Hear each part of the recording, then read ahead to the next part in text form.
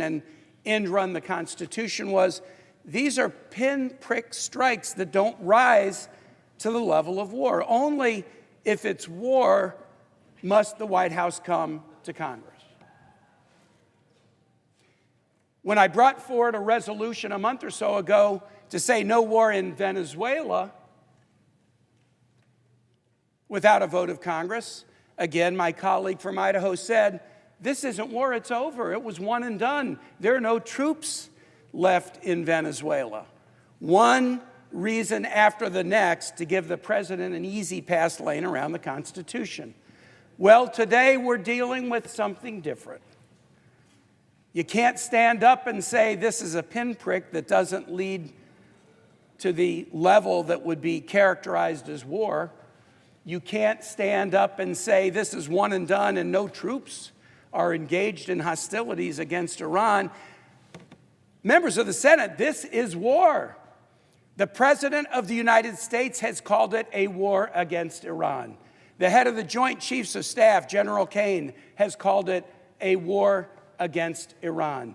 Secretary Rubio, our Secretary of State, has called it a war against Iran. All of the excuses that you've advanced to give the president an easy pass around the Constitution and suggest he needn't come to Congress all evaporate because this is a war. It's a war.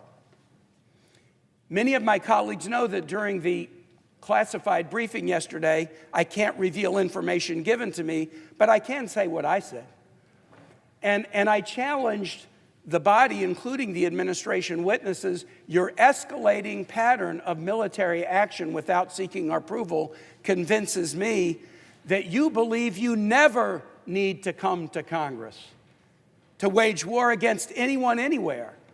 I hoped that someone might refute my point and tell me I'm wrong, and they would come to Congress, but no one did. And so here we are in a war that has cost American lives, that is leading to chaos throughout the region, that threatens to go bigger and bigger and bigger. And I'm asking the Senate to do what the framers of the Constitution said we should do, debate and vote about matters of war. What are the arguments now that the other side has made to suggest we should vote down this resolution? First, they say that Iran are bad actors. On that, we would agree. If you put in a resolution, Iran has carried out a lot of bad actions, you get a 100-0 vote in this body on that resolution. But being a bad actor is not an easy pass around the Constitution. It does not allow us to take our sons and daughters into war and risk their lives without a debate and vote. That is not a sufficient rationale. And the other rationale, and you just heard my colleague make it, was that the effort to bring a war powers resolution, a bipartisan resolution before this body, is somehow partisan. It's this side trying to come to the aid of the regime. There's nothing partisan about the Constitution.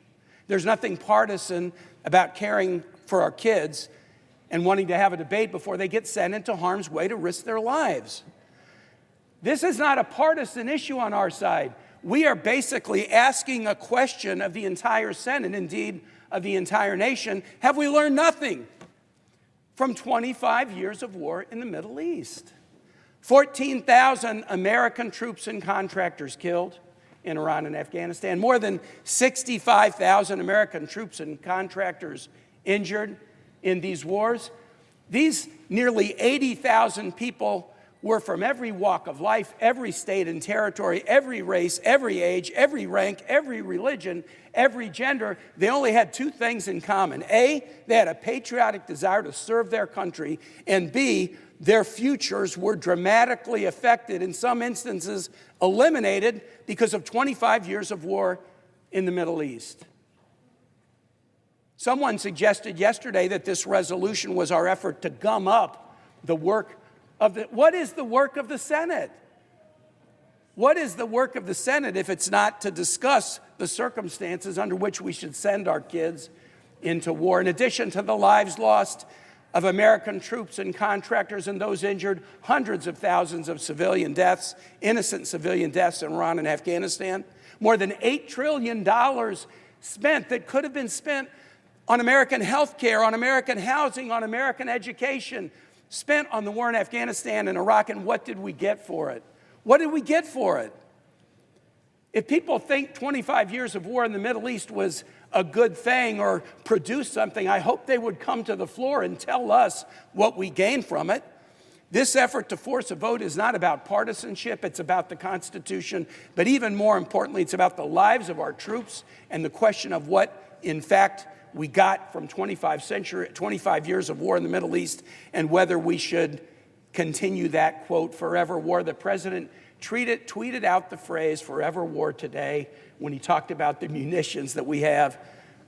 We don't need illegal wars. We don't need forever wars. We don't need more wars in the Middle East. Let me say this and conclude and yield to our Democratic leader. I've said this to my colleagues before. I came to this body in 2013 with the experience of being a governor and watched my Virginians repeatedly deployed time after time after time, active duty Guard, Reserve, DOD civilians, Virginia National Guard into the wars in Iraq and Afghanistan. And I went to the deployments, and I went to the homecomings, and I went to the wakes, and I went to the funerals. And I signed the condolence letters that all governors sign when they get the bad news that one of their own has lost their lives in war.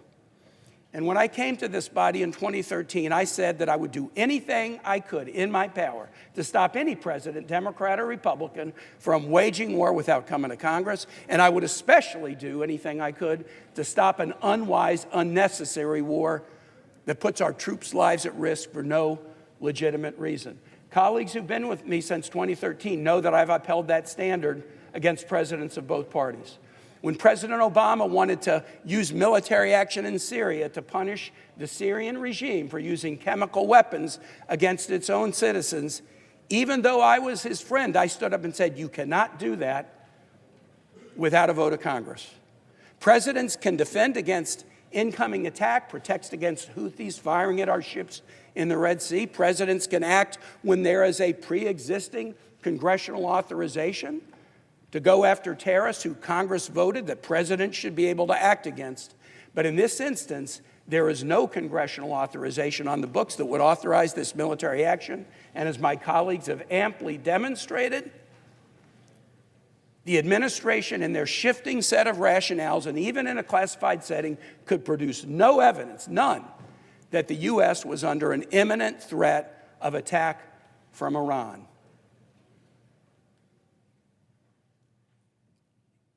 It's easy to try to dismiss this by saying, oh, it's about partisanship. And those who would say that say it so they don't have to grapple, I believe, with their own sense of unease about what we are starting on right now. Perhaps this war will be over in a few weeks or a few months. We pray that it will be. But that's what we thought about the war in Iraq when we claimed that the mission was accomplished, when we claimed that we were met as liberators, and yet years and years and years later, troops from all of our states were still coming home deeply wounded and affected, both physically and in their mental health from those wars, from seeing what happened to them and their friends. Some never came home. If there's one thing we do that we have to get right, it's this. It's this. We can't afford to hide under a desk and let any president, Democrat or Republican, send our best and brightest, our own kids, into war to risk their lives unless we have debated it, we have determined it's in the national interest, we have voted and thereby put our signature and our thumbprint on the notion that it's worth sending our best and brightest to risk their lives. I urge my colleagues, as this is escalating from pinprick strikes to one-off operations, now into full war, even called war by the president and his chief advisors, let's stand up and do what the Constitution requires us to do. I urge a yes vote on my resolution, and I yield the floor.